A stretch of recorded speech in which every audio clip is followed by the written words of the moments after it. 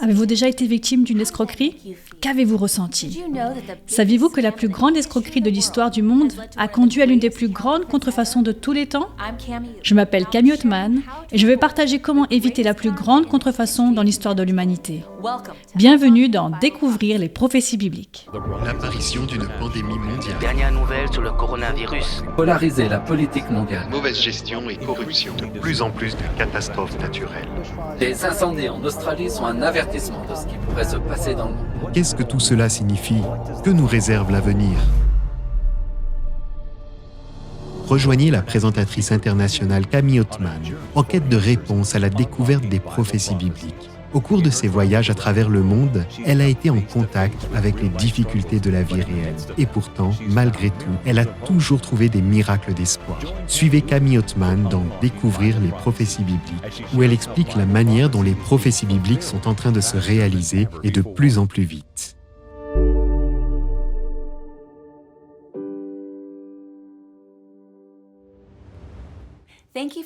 Merci de nous rejoindre dans Découvrir les prophéties bibliques.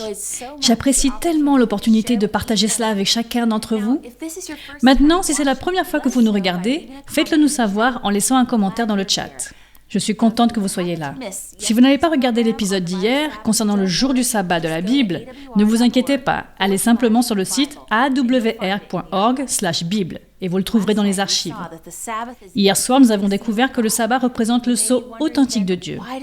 Vous vous demandez peut-être alors pourquoi tant de religions respectent un autre jour. Ce soir, vous serez peut-être choqués d'en connaître la raison. Récemment, j'ai rencontré un chef de village païen sur une île isolée. Lui aussi a été choqué par ce qu'il a découvert au sujet du sabbat. Restez connectés pour savoir ce qu'il a fait ensuite. N'oubliez pas que vous pouvez cliquer sur le lien ci-dessous pour vous inscrire à notre école biblique en ligne. Des millions de personnes ont considéré ces leçons extrêmement importantes dans leur croissance spirituelle.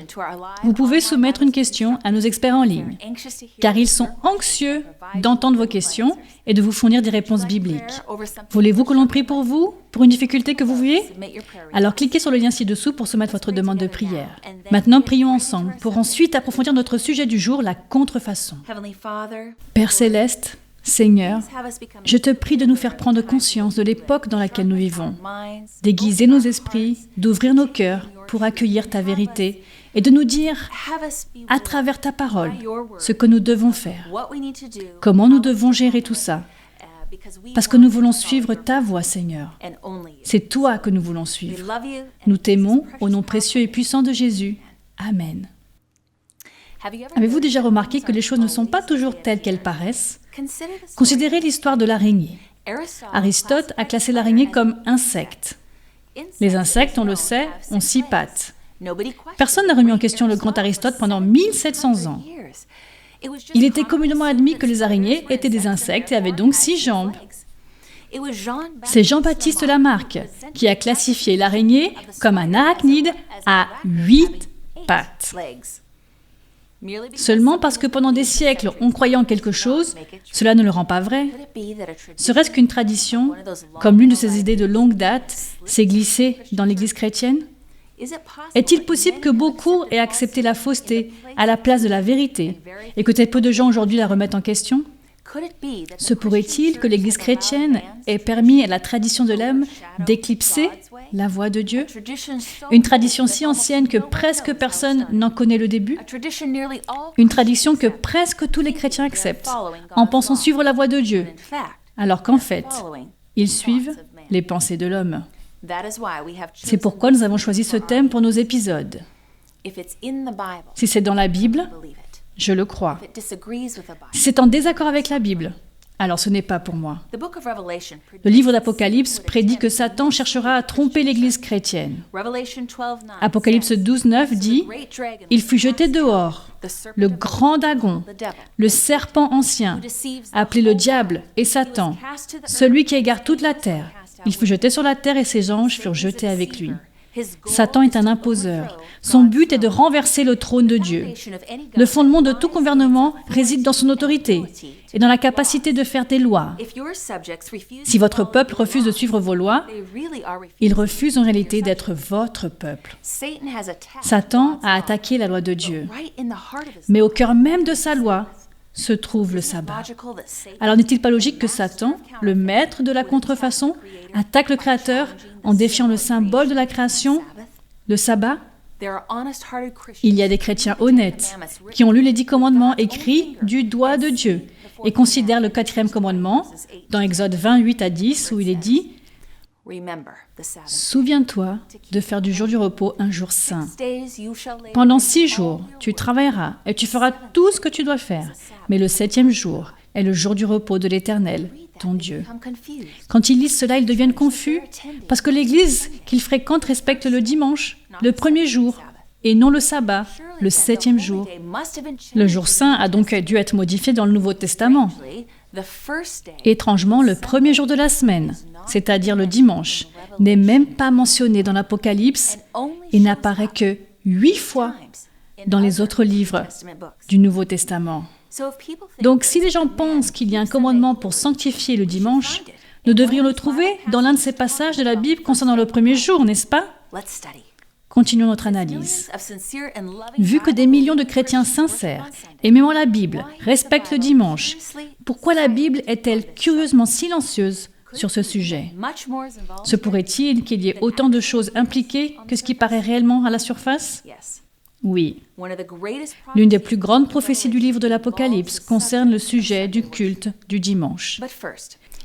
Mais il serait impossible de comprendre cette importante prophétie à moins que le sujet d'aujourd'hui ne devienne très très clair.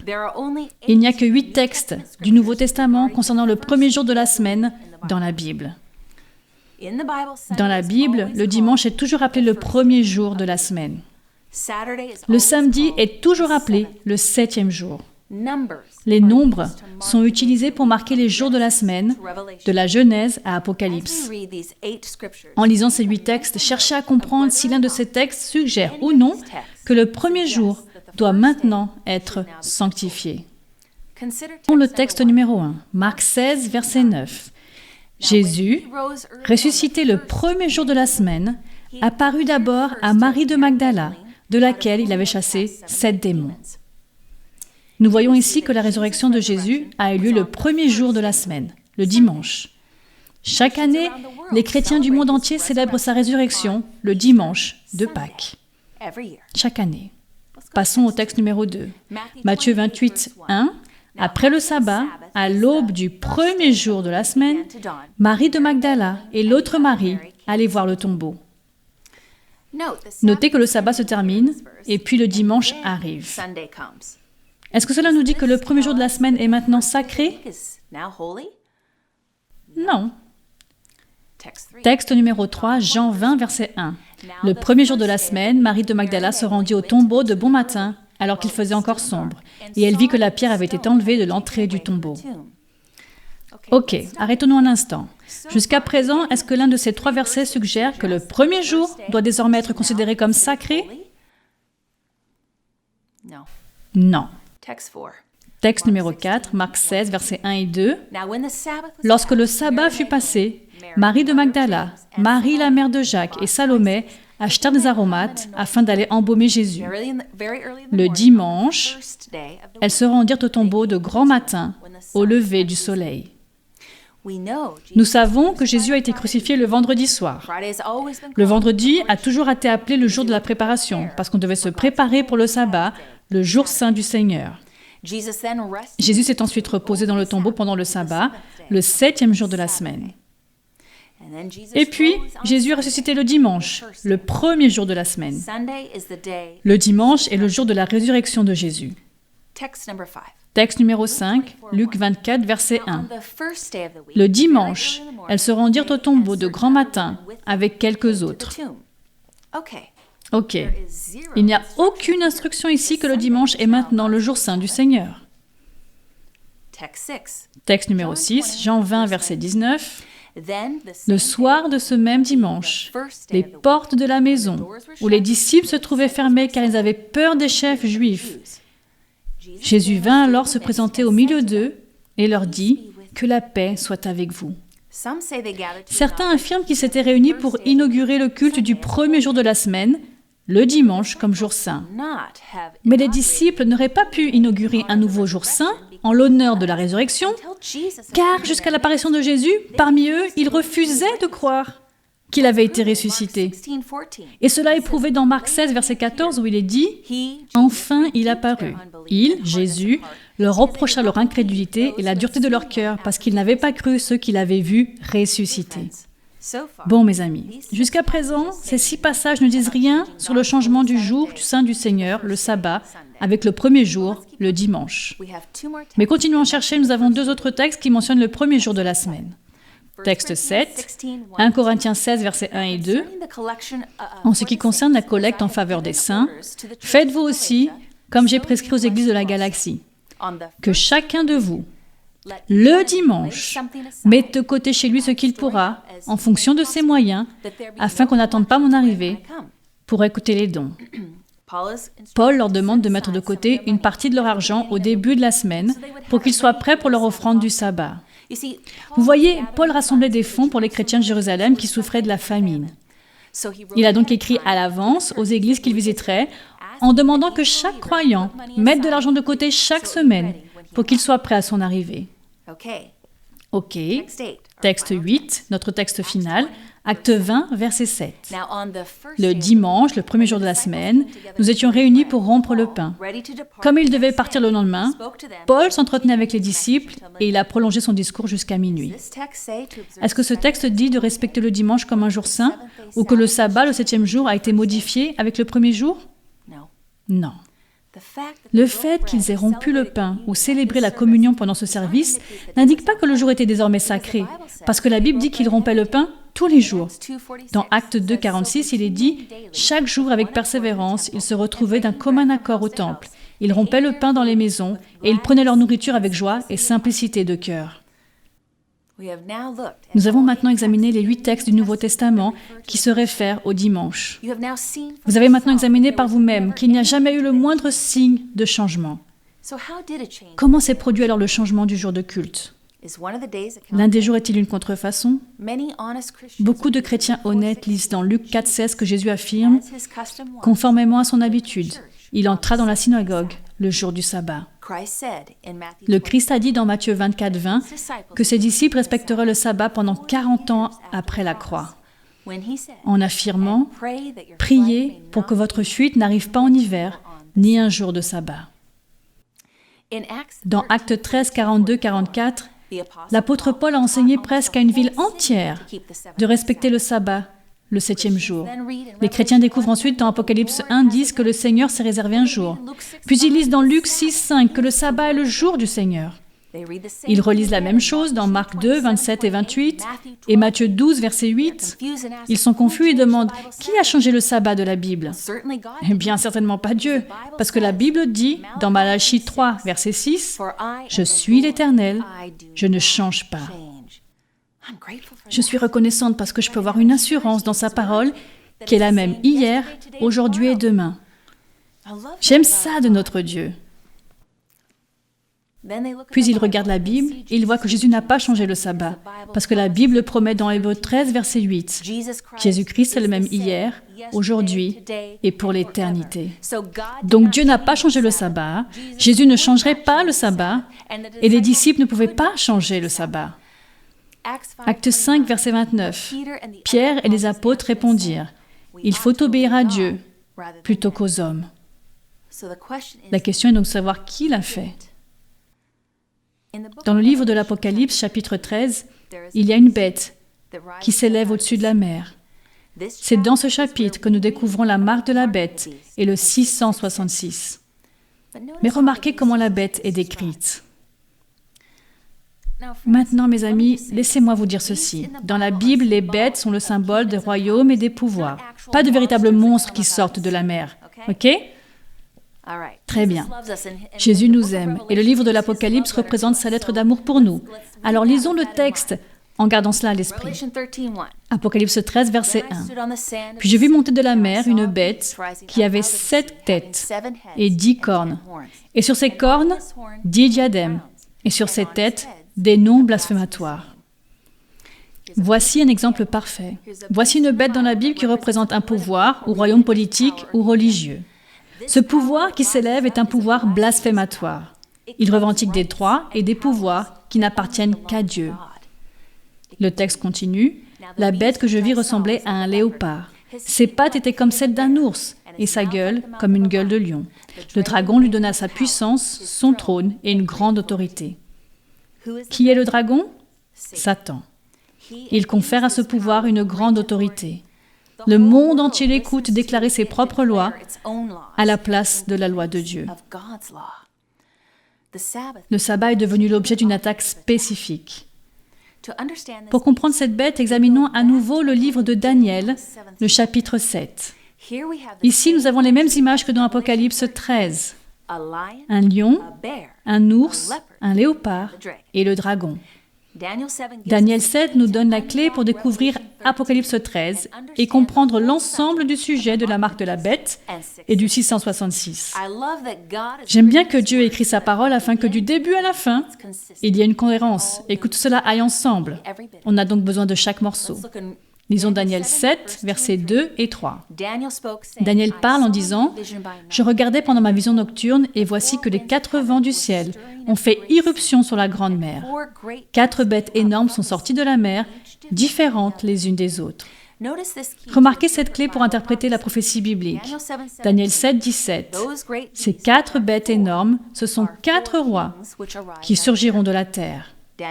Daniel 7, 23. La 4e bête, c'est un 4e royaume qui existera sur la terre. Daniel voit donc 4 bêtes qui représentent 4 royaumes. Ces 4 royaumes puissants du monde commencent à l'époque de Daniel et nous font remonter le ton. Si vous étiez avec nous le premier soir pour le premier épisode, vous vous souvenez que nous avons vu 4 royaumes dans Daniel chapitre 2. Ces métaux de la statue représentaient Babylone, la Médo-Perse, la Grèce, Rome et l'Europe divisée. Cette vision des bêtes ajoute plus d'informations à la vision de Daniel 2. Elle met en lumière un pouvoir de l'époque de l'Europe divisée qui se produirait et tendrait de changer la loi de Dieu. Voyons comment la Bible prédit ces événements et voyons clairement comment l'histoire confirme ce qui s'est réellement passé. Maintenant, la première bête. Daniel 7,4 dit « La première ressemblait à un lion et avait des ailes d'aigle. Pendant que je regardais, ses ailes ont été arrachées.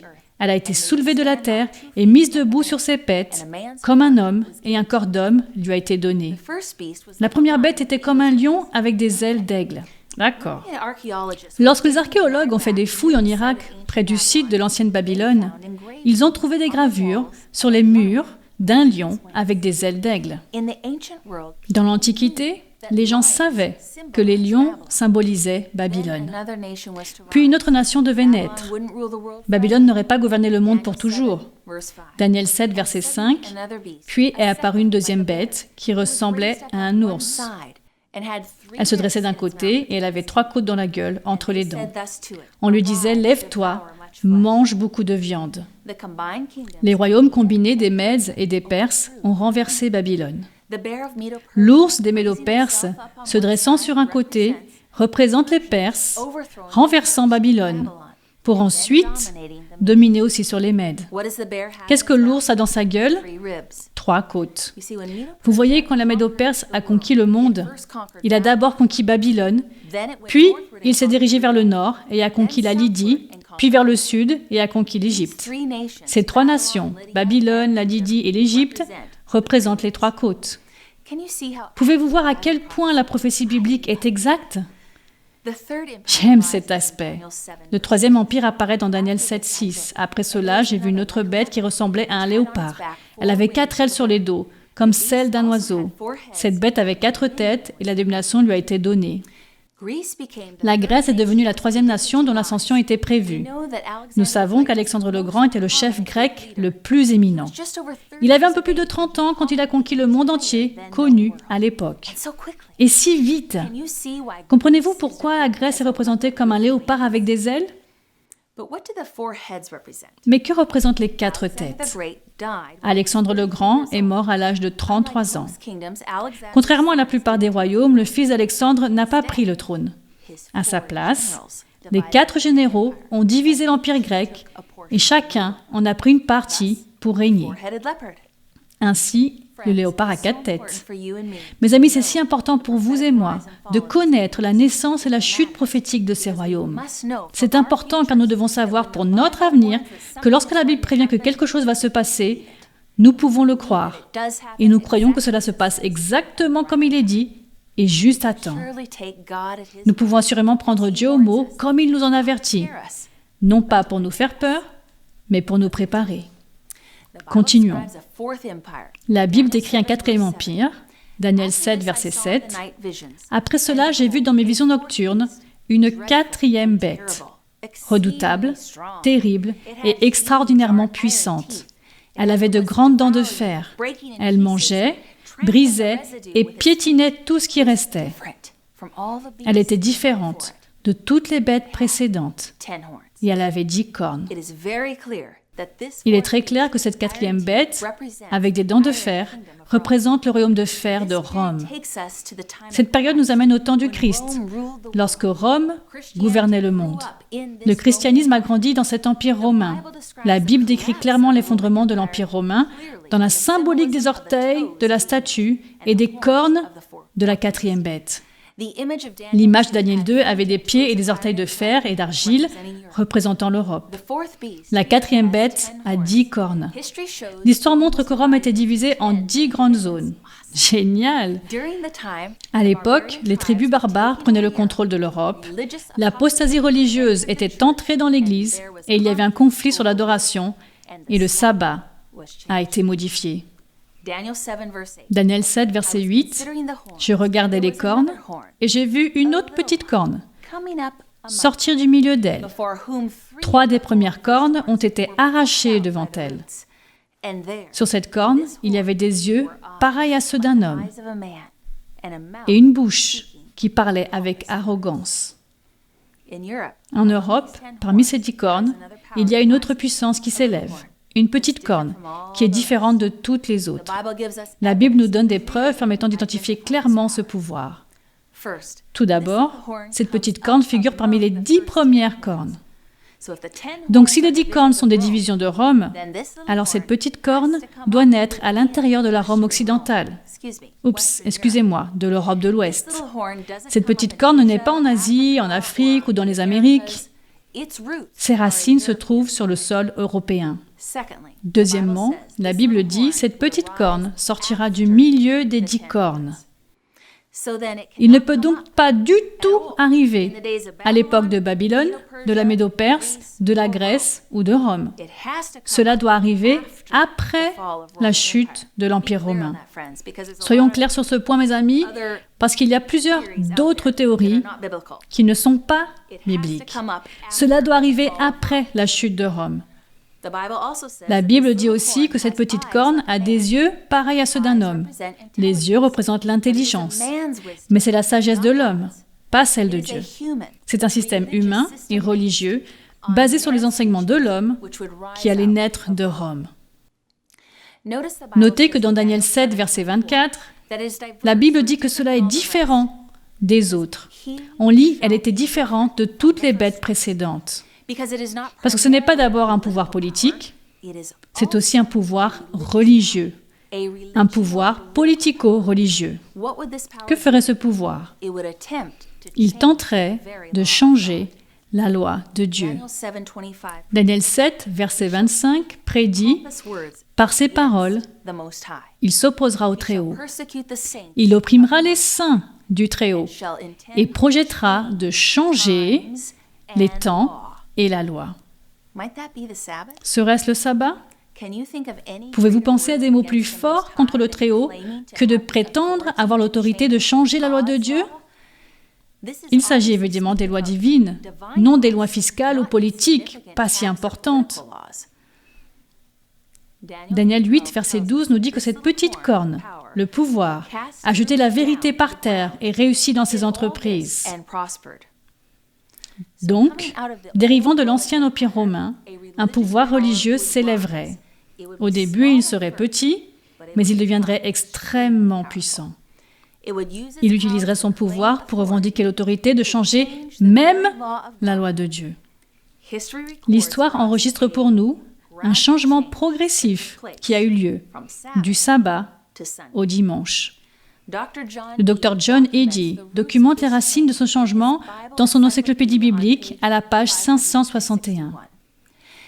Il dit « Le sabbat, un mot hébreu signifiant repos. Le dimanche était un nom donné par les païens au premier jour de la semaine, car c'était le jour dans lequel ils adoraient le soleil. Le culte du soleil était accepté et répandu dans toute l'Égypte, en Babylone, Perse et à Rome. Même les jours de la semaine ont été touchés. L'histoire nous montre que les Grecs et les Romains ont nommé les jours de la semaine suivant les corps planétaires. Beaucoup ont été appelés d'après leurs dieux et déesses. Voyons voir. Dimanche, le jour du dieu soleil. Lundi, le jour du dieu de la lune. Le mardi est consacré à Touya, le dieu de la guerre. Le mercredi est le jour d'Odin, le porteur de la mort. Jeudi est le dieu du tonnerre, Thor. Vendredi, le jour de Freya, la déesse de l'amour, de la beauté et de la fertilité. Samedi, le jour de Saturne, dieu de la moisson. Ainsi, une fois de plus, la mythologie a été incorporée dans notre façon de penser, dans notre société actuelle. Gardez à l'esprit que Dieu, dans la Bible, marque les jours par des chiffres. Nous avons donc le premier jour, le 7e jour, tout ça tout au long de l'Ancien Testament et du Nouveau Testament. Dieu se réfère aux jours par des nombres. Très bien. Au IVe siècle, l'empereur romain Constantin avait une forte dévotion envers l'adoration du soleil, au point d'arriver même à mettre le dieu soleil sur les pièces qu'il avait créées. Mais il avait un dilemme. Rome s'effondrait et Constantin souhaitait unifier son empire. Il a eu ce qu'il pensait être une idée brillante. Pourquoi ne pas unir l'empire autour du culte du dimanche? Vous voyez, Constantin a un jour levé les yeux vers le soleil avant une bataille. Il y a vu une croix de lumière au-dessus de lui, avec les mots grecs signifiant, dans ce signe, conquérir. Constantin a ordonné à ses troupes de parer leurs boucliers avec un symbole chrétien, et par la suite, ils ont été victorieux. Voici la combinaison de l'adoration du soleil et du christianisme. Le décret de Constantin en 321 après Jésus-Christ dit « Dans le vénérable jour du soleil, que les magistrats et les personnes résidant dans les villes se reposent, et que tous les magasins soient fermés. » Dans une tentative d'unification de l'Empire, Constantin a promulgué la première loi du dimanche. Au temps de Constantin, il faisait marcher ses armées à travers une rivière pour ensuite les considérer comme étant baptisés. Ce n'est qu'une bande de païens mouillés. Ici, l'Église et l'État se sont donné la main pour tenter de christianiser les païens et unifier l'Empire. Le gouvernement romain et l'Église romaine se sont unis. Et voici une déclaration étonnante, qui est vraiment incroyable. Cela remonte à mars 1994, dans Catholic World, à la page 809. Je cite, « Le soleil était un dieu primordial, plein de piété. Il y a en vérité quelque chose de royal dans le soleil, ce qui en fait un emblème approprié de Jésus, le soleil de la justice. C'est pourquoi l'Église dans ces pays semble avoir dit « Gardez ce vieux nom païen, cela restera consacré et sanctifié. » Et donc le dimanche païen, dédié à Balder, le dieu mythique du soleil, est devenu le dimanche chrétien. Voyez-vous comment le dimanche est entré dans l'Église? Les chrétiens, pour échapper à la persécution, avaient depuis plusieurs années demandé de se distinguer des Juifs. Le dimanche a été progressivement mis en valeur à cause de la résurrection du Christ, et peu à peu, les dirigeants de l'Église, afin de rendre plus confortables les adorateurs païens du soleil, ont commencé à respecter le dimanche à la place du sabbat biblique. Constantin voulait unifier son empire et les chefs de l'Église romaine voulaient convertir les païens. Le dimanche est donc devenu le moyen d'accomplir les deux choses. Le sabbat biblique a été modifié par l'Église et l'État romain. Dieu ne l'a pas changé. Jésus ne l'a pas changé. Les disciples ne l'ont pas changé. Et il faudrait que vous me convainquiez que plus de 20 millions de Juifs se sont réveillés un jour, oubliant les jours de la semaine. En tant que nation, ils ont respecté le sabbat, le 7e jour, depuis avant l'Exode. Le Concile de l'Église catholique de Laodicée enregistre la première interdiction de respecter le sabbat de la Bible. Les évêques catholiques romains s'y réunirent et analysèrent ce qui s'est passé au Concile de Laodicée en 325 après Jésus-Christ. Citation. « Les chrétiens ne doivent pas judaïser, c'est-à-dire qu'ils ne respecteront pas le sabbat et ne seront pas inactifs le samedi. Mais ils honoreront tout particulièrement le jour du Seigneur et en tant que chrétiens, ils doivent, si possible, ne pas travailler ce jour-là. Si toutefois on les trouve judaïsants, ils seront exclus du Christ. » Fin de la citation. Voici donc un concile d'Église qui s'unit avec le gouvernement romain sous Constantin et dit que nous déplaçons l'autorité du sabbat au dimanche. Cela permettra d'unifier l'Empire et de nous éloigner des Juifs. Ce faisant, cependant, ils accomplissaient inconsciemment la prophétie de Daniel, dans Daniel 7, verset 25. Il projettera de changer les temps et la loi. Cela souligne qu'une puissance terrestre qui grandit à partir de Rome tenterait de changer la loi de Dieu. Dieu dit, faites attention. Passons maintenant au catéchisme du converti, un guide pédagogique catholique romain, et lisons leur réponse concernant le changement du sabbat. C'est très clair, mes amis. Question, quel est le jour du sabbat? Réponse, le samedi est le jour du sabbat. Question, pourquoi observe-t-on le dimanche au lieu du sabbat? Réponse, parce que l'Église catholique a transféré la solennité du samedi au dimanche. Maintenant, j'aimerais faire une pause. Il est important pour moi de vous dire personnellement que nous allons aborder de nombreux sujets importants et je citerai différents documents historiques qui ne sont pas destinés à accuser des individus, mais à montrer que la prophétie s'accomplit. Je crois qu'il y a beaucoup de prêtres et de croyants fidèles dans le catholicisme romain qui servent Dieu au mieux de leur capacité et sont considérés par Dieu comme ses enfants.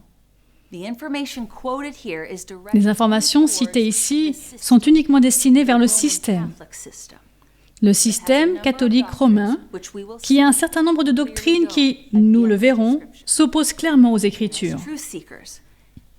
Et en tant que chercheur de vérité, c'est mon sincère désir de vous présenter la parole de Dieu qui est claire, afin que vous puissiez décider vous-même ce qui est vrai et ce qui est erroné. D'accord. Savez-vous que l'Église catholique a modifié les 10 commandements de Dieu? Passons à leur propre document, l'Encyclopédie catholique, volume 4, page 153. Il est écrit, je cite, « L'Église, après avoir changé le jour de repos à partir du sabbat juif du 7e jour de la semaine au 1er, a fait en sorte que le 3e commandement se réfère au dimanche, étant le jour à sanctifier comme le jour du Seigneur. » Fin de la citation. L'Encyclopédie catholique déclare que le commandement concernant le temps avait été modifié par l'Église. D'ailleurs, certains ont pu remarquer que cette déclaration fait référence au 3e commandement. Mais nous avons déjà remarqué dans la Bible de nos propres yeux que le sabbat est le 4e commandement. Le pouvoir romain du Moyen-Âge a également changé la loi de Dieu en supprimant le 2e commandement, celui qui interdit l'image, l'idole, le culte. Puisqu'il n'avait plus que 9 commandements, on devait les ramener à 10. Ils ont donc pris le 10e commandement, « Tu ne convoiteras pas », et l'ont divisé en 2. Problème résolu. Cela illustre la mentalité de l'Église qui prévaut sur la parole de Dieu.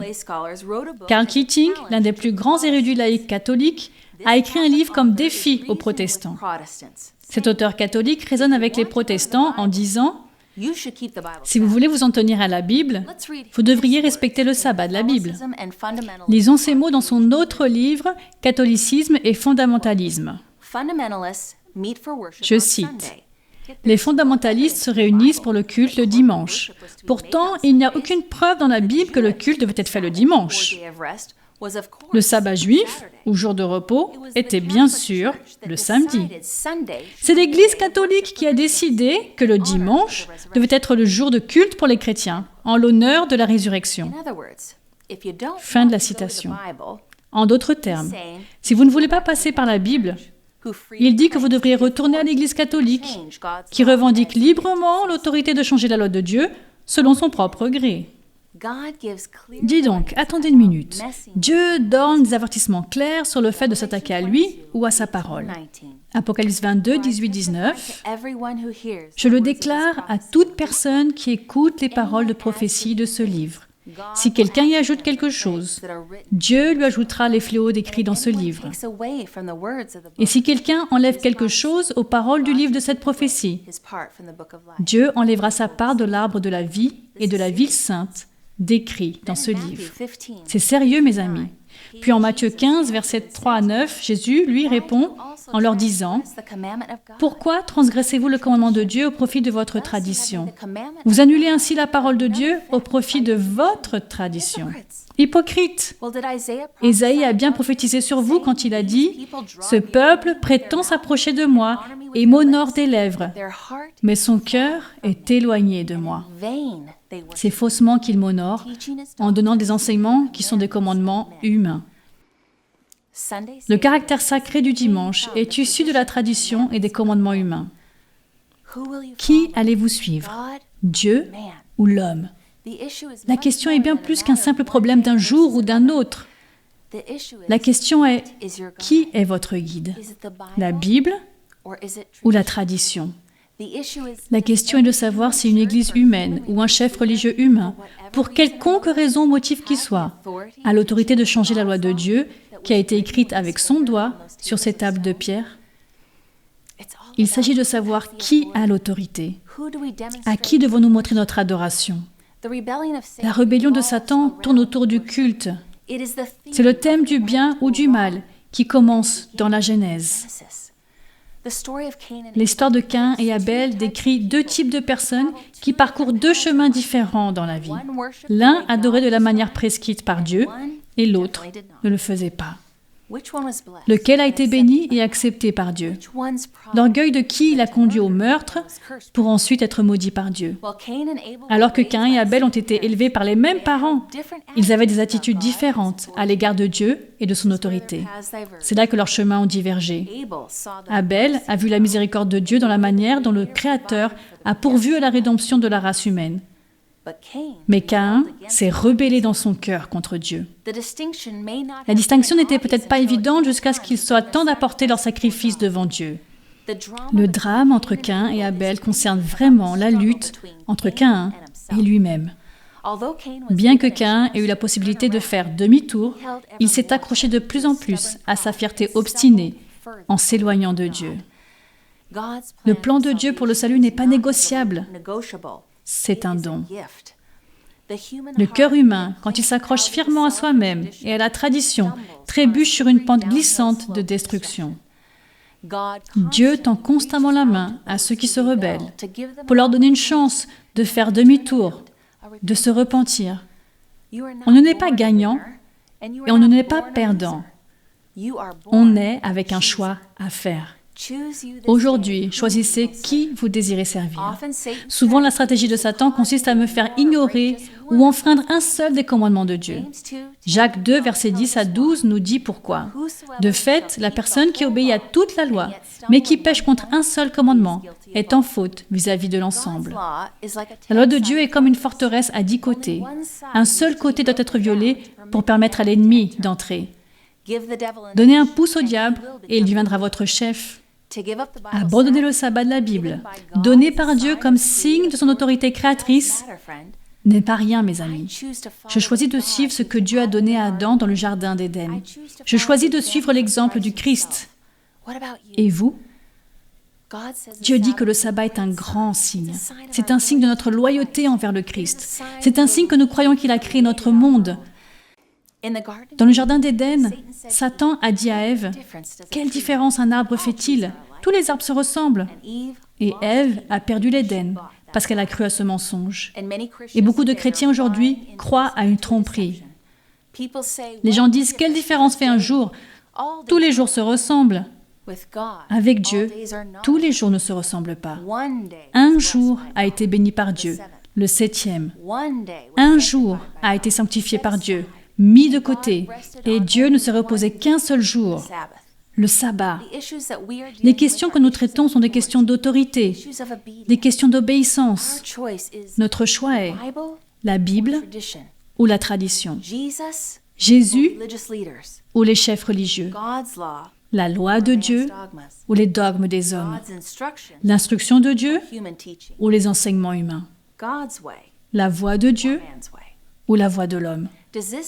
Cela signifie-t-il que tous ceux qui respectent le dimanche sont perdus? Non.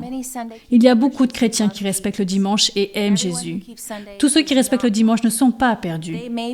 Ils sont peut-être en train de vivre selon ce qu'ils connaissent. La différence est que quand ils apprennent plus, sont-ils prêts à tout suivre?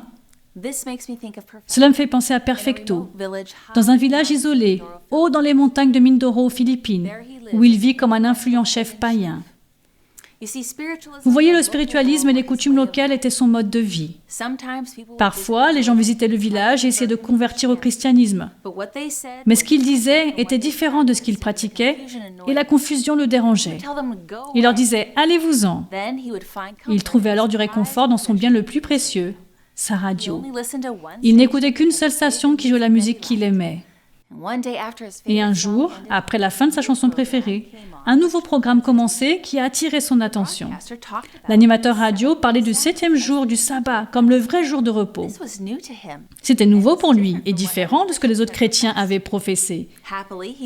Heureusement, il est allé voir les personnes qui dans son village respectaient le dimanche et leur a dit qu'il n'était pas en train de respecter le bon jour, à cause de ce qu'il avait entendu à la radio.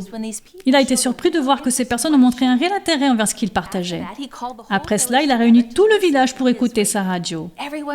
Tout le monde a adoré le programme. Le lendemain, ils se sont tous réunis dans l'espoir d'en savoir plus. Ils se réjouissaient d'entendre le programme. Perfecto était convaincu que ce qu'il entendait était la vérité. Il s'est adressé à l'animateur radio pour lui dire que tout son village voulait être baptisé. Les 77 personnes. La vérité de la Bible a changé pas seulement sa vie, mais celle de tout son village. Je n'oublierai jamais la sortie de Perfecto de l'eau en levant les mains vers Jésus lors de son baptême, où 1400 autres âmes l'avaient rejoint en donnant leur vie au Christ. Dans Apocalypse 14, verset 12, la parole de Dieu dit: c'est ici qu'est nécessaire la persévérance des saints, qui gardent les commandements de Dieu et la foi en Jésus.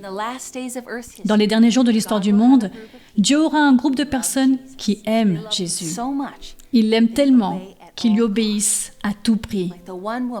C'est comme la femme qui est allée au baptême dans un lac voisin. Elle avait assisté à des réunions de prophétie comme celle-ci, mais son mari n'était pas d'accord avec sa participation. Le jour de son baptême, elle a donc quitté la maison dans sa robe blanche et son mari l'a secrètement suivie. Il a pris une machette et l'a tenue derrière son dos. Le pasteur invitait le peuple à entrer dans l'eau et alors qu'elle s'y dirigeait, son mari l'a brusquement arrêtée en la menaçant qu'elle ferait mieux de ne pas faire un pas de plus, ou ce serait son dernier jour. Il révélait lentement son couteau derrière son dos. Elle a continué à marcher et l'eau atteignait ses chevilles, puis ses mollets, puis ses genoux. Et elle a murmuré: « Personne ne m'empêchera d'avoir Jésus comme sauveur. » Il l'a défiée agressivement. Pas un pas de plus. Et elle a fermé les yeux et s'est avancée en disant: « Je me donne à Jésus. J'ai appris la vérité et je ne reviendrai pas en arrière. » Des larmes ont commencé à couler de ses yeux. Et ce qu'elle n'a pas vu, c'était les larmes qui coulaient dans les yeux de son mari. Soudain, le silence s'est installé alors que tout le monde regardait. Le mari a levé son couteau seulement pour le faire tomber en déclarant: « Si tu es prête à renoncer à ta vie pour ce Jésus, alors moi aussi, je veux le connaître. » Mes amis, êtes-vous prêts à suivre Jésus partout où il vous mènera, quelles que soient les conséquences? Bien que la route soit parfois difficile, il mène à l'arbre de vie, dans la cité de Dieu. Prions ensemble. Père céleste, la vérité appelle. Et nous nous adressons à toi, Jésus, pour recevoir miséricorde et force. Donne-nous le don du discernement et de la compréhension pour y voir clair, car nous te faisons entièrement confiance. Il n'y a rien dans ce monde qui vaille la peine de risquer de perdre notre propre âme. Protège notre engagement à suivre chaque vérité biblique que tu nous as révélée dans ta sainte parole. Bénis chaque personne qui nous écoute. Au nom précieux et puissant de Jésus. Amen. Avant de conclure ce soir, mes amis, je voudrais vous donner la possibilité de répondre au message que vous venez d'entendre. Si vous voulez bien répondre à une ou plusieurs des options suivantes. La première option est « Le sujet du sabbat biblique est clair pour moi ». Si vous êtes d'accord, cliquez simplement sur ce lien. Deuxièmement, je comprends que le sabbat de la Bible est le 7e jour de la semaine. Troisièmement, j'accepte et je crois que le 7e jour de la semaine est le sabbat des 5 commandements de Dieu. Et je veux que le jour du sabbat soit sanctifié. Quatrièmement, j'aimerais recevoir plus de matériel pour connaître le sabbat. Et enfin, comme certains d'entre vous l'ont déjà demandé, je voudrais être baptisé et entamer le processus pour le faire. Il vous suffit de cliquer sur le lien pour donner votre réponse. Mes amis, il y a des gens qui, en ce moment même, attendent de répondre à vos questions ou de prier avec vous. Il suffit de cliquer sur le lien pour être connecté. Maintenant, assurez-vous de me rejoindre demain soir pour ce sujet important qu'il ne faut pas rater. Que dit la Bible sur ce qui se passe quand on meurt? Vous constaterez que c'est peut-être différent de ce que beaucoup de gens pensent. Que Dieu vous bénisse et à demain pour notre sujet, le tombeau, où nous découvrirons d'autres prophéties bibliques. Choisissez la voie de Dieu. Bonne nuit, mes amis.